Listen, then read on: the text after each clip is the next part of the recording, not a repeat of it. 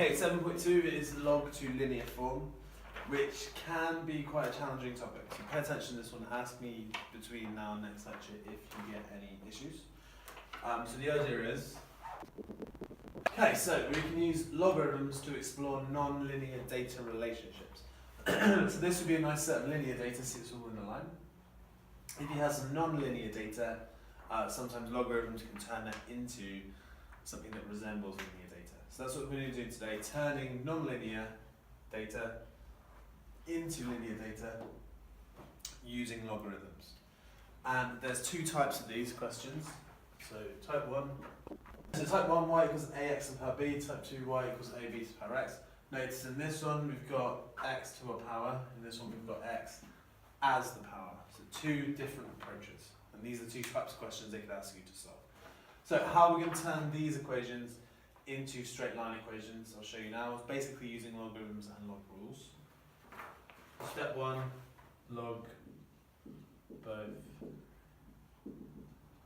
sides. So log y equals log of ax and b, so log both sides.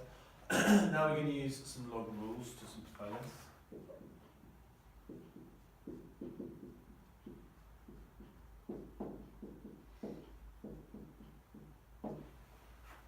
So that is our multiplication rule.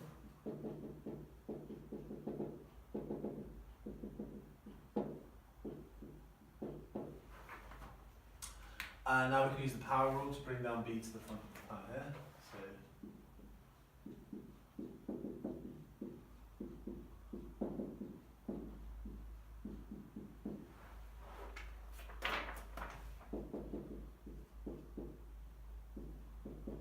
So there's our power rule. And now we're actually in the form of a straight line. So we've got a y term, we've got an x term, something times the x term, and something else in the end. So if you compare this to a straight line,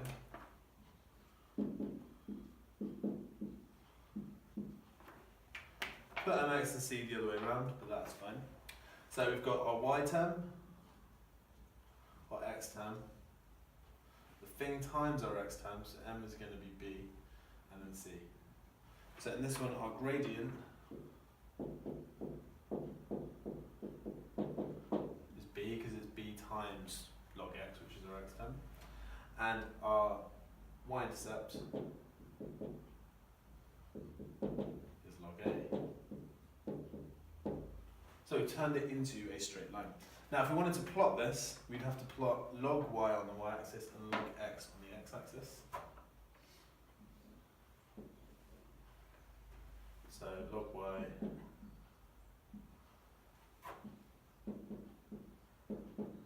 log x. So our line would look like this.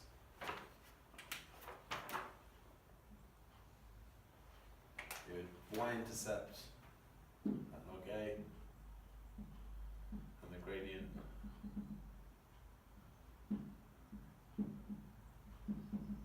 is b.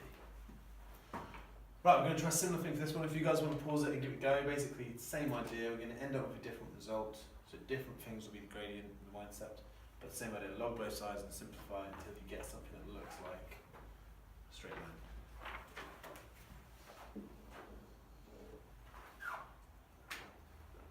Right, so again, we're going to log both sides.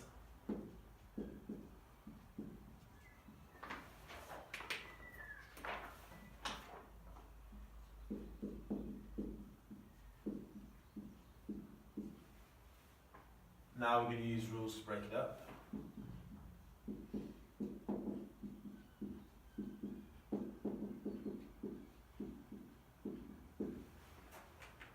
So I've used the multiplication rule there.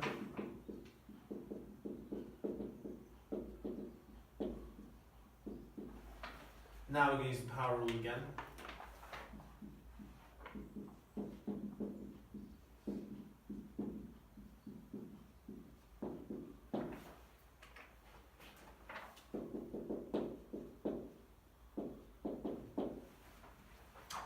Right, so again, what is y equals mx? What is y, what is m, what is c? So y equals c plus notice this time then, y is still log y, so nothing's changed there. C is still log a, but here we have x is just x, so I actually ought to write these in a different order.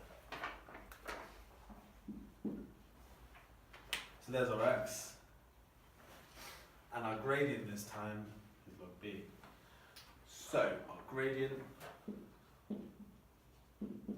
remember the gradient is always the thing times by the x term. X term here is just x, and log b is our gradient. And our y-intercept, again, is log a. So if we wanted to plot this one, similar idea, but we actually have x on its own this time. So our plot will look like this. Log y against x. There's our line. Intercept is still log a, but the gradient this time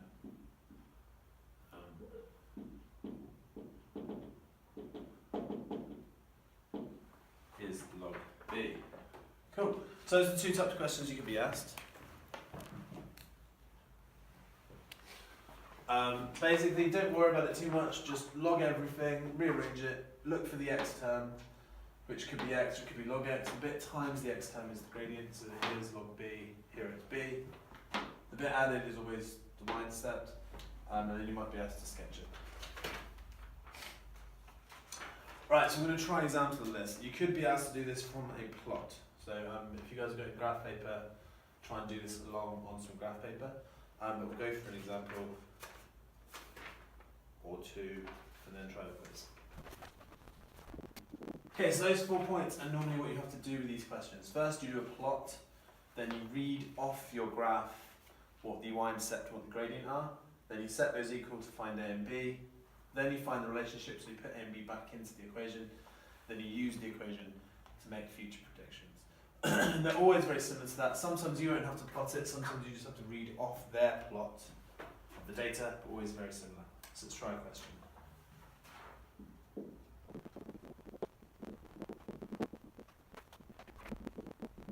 Okay, there's our question. So if you guys pause it, copy that down. It's quite a long one, but they always are for this topic.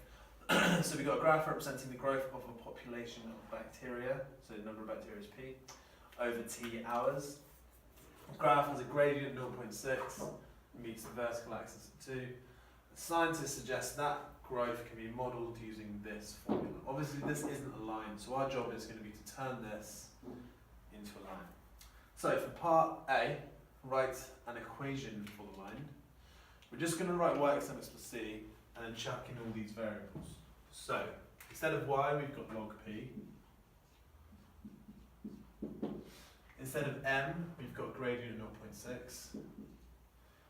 Instead of x, we've got t, so 0.6t, and our y-intercept is 2 plus 2.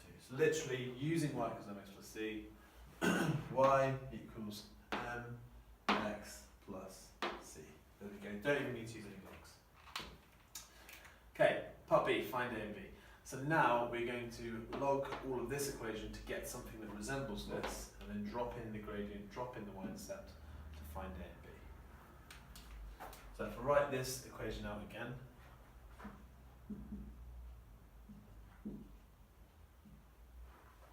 so I'm going to log both sides like we did just now in the example.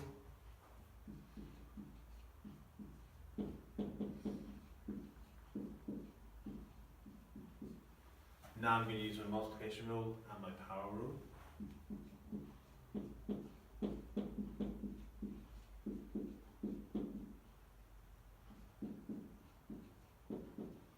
So I've actually used my multiplication rule and my power rule at once because I'm used to it. Good. So if you guys if that does confuse you, check through the notes, but just know it's exactly the same. So now we need to compare. So the bit times by t, up here was 0.6 and down here was log b. So we're going to say log b equals 0.6. And the other bit, the y-intercept was 2, here the y-intercept is log a, so we can say log a equals 2. Alright, so to solve these, remember log when we don't write a base on it actually means log base 10, so I'll write that in.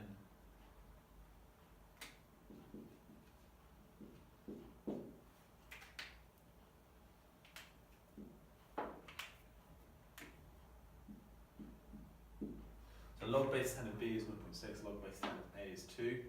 So to rearrange that into exponential form, 10 to the power 0.6 is b, and 10 to the power 2 is a. So calculate for those. We get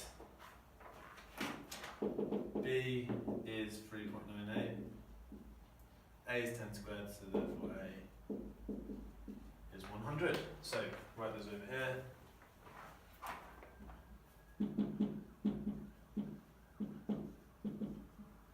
Got that backwards. So write them over here. A is 100. B is 3.98. Good. Right, part C then. This is the modelling bit of the question. Interpret A and B. So we've already said, well, A is the y-intercept and B is the gradient. But what are they in terms of the bacteria thing? So the y-intercept is going to be when t equals 0, the population. So what's that? 2 was log A. So A is the initial population of bacteria. So we started off with 100 bacteria. And B, which is our gradient, so it's going to be the rate of growth per hour.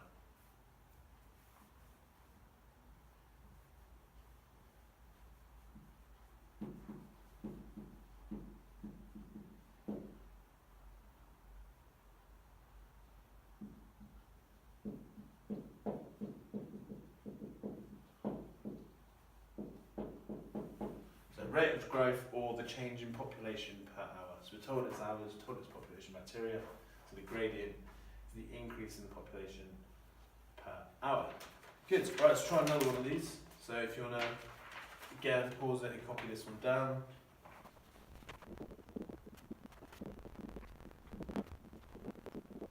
Okay, time for some astrophysics. So T equals AT to the B, it's a bit confusing, we've got capital T for temperature, small t for time. And we've got a graph that represents the temperature of a star, which is capital T, over time, which is little t. So obviously the star gets cooler with time, and it's a log graph, because you've got some very big numbers. We're told the y-intercept is 3.76, and the gradient is minus 5 over 10,000, so a bit of a weird gradient. So part A, write the equation of the line, part B, find A and B, and part C, we're going to make a prediction, calculate temperature after 1,000 years to the nearest degree. Right, if you want to pause it and try it, it should be very similar to the last question, just different numbers. I'll go through it now though. So equation of the line, well, y is log t, or log capital T I should say, equals, y equals mx plus c, so m is the gradient, minus 5 over 10,000, x, or x is log t, plus c, and c is 3.76. So there's our equation. Next bit, find A and B. So we're going to be using our exponential equation, logging it, and then comparing the coefficients like we did before. So if we say t equals at to the b, so log t equals log at to the b, and then we're going to use the multiplication rule to split those up, and the power rule to bring down the b, so you get log t equals log a plus b log a plus b log t. Right, so now we can compare. So log t is log t, log a is the intercept, which is going to be 3.76.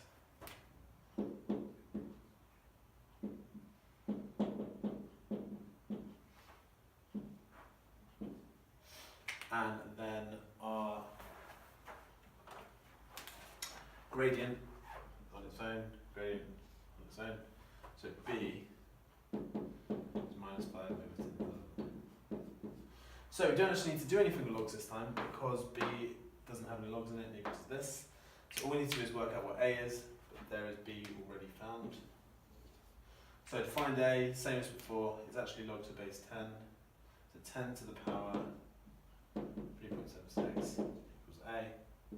So therefore A is 5,778. So there's A and B. Next bit, calculate temperature after 1,000 years. So we're going to use this red equation, put A and B into it, and then put time as 1,000. So